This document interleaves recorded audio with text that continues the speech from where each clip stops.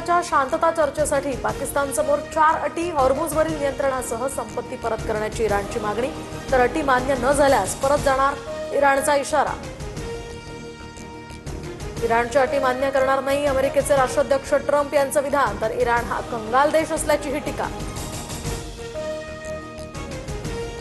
वारकरी संप्रदायात प्रतिगामी विचारसरणीच्या लोकांची घुसखोरी, प्रबोधनाऐवजी धर्मांध शक्तींना बळ देणारी मांडणी सुरू. अखिल भारतीय साहित्य संमेलनानिमित्त प्रकाशित स्मरणिकेत शरद पवारांचा लेख. शरद पवार धर्म मानत नाहीत, त्यांचा वारकरी विचारांशी संबंध राहिलेला नाही. पवारांचा लेख अत्यंत चुकीचा, मुख्यमंत्री देवेंद्र फडणवीसांची ही प्रतिक्रिया. दोन्ही राष्ट्रवादीचं विलीनीकरण झाल्यास त्याला आमचा विरोध नसेल. भाजपच्या मोठ्या नेत्याचं खासगीत बोलताना विधान, तर सध्याची परिस्थिती पाहता विलीनीकरण होईल असं वाटत नसल्याचंही विधान. मंत्री छगन भुजबळांचं हेलिकॉप्टर अपघातातून बचावलं. भुजबळांचं हेलिकॉप्टर हेलिपॅड ऐवजी गाड्यांच्या पार्किंगच्या जागेत उतरवलं.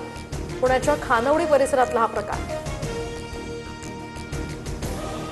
सुनेत्रा पवारांच्या जीवाला रुपाली चाकणकरांकडून धोका. बीडमधील एका इसमाच्या एसआयटीकडील तक्रारीनं खळबळ, पडताळणी होण्याची शक्यता. खोडसाळपणे तक्रार केल्याचाही संशय. प्रसिद्ध गायिका आशा भोसलेंना हृदयविकाराचा झटका. मुंबईतील ब्रीच कँडी रुग्णालयामध्ये त्यांच्यावर उपचार सुरू. अहिल्यानगरच्या श्रीरामपूरमधील शेतकऱ्यांचं पडीक जमिनीच्या मागणीसाठी 8 तासांपासून आंदोलन सुरूच. न्याय मिळेपर्यंत हटणार नाही, शेतकऱ्यांचा प्रशासनाला इशारा.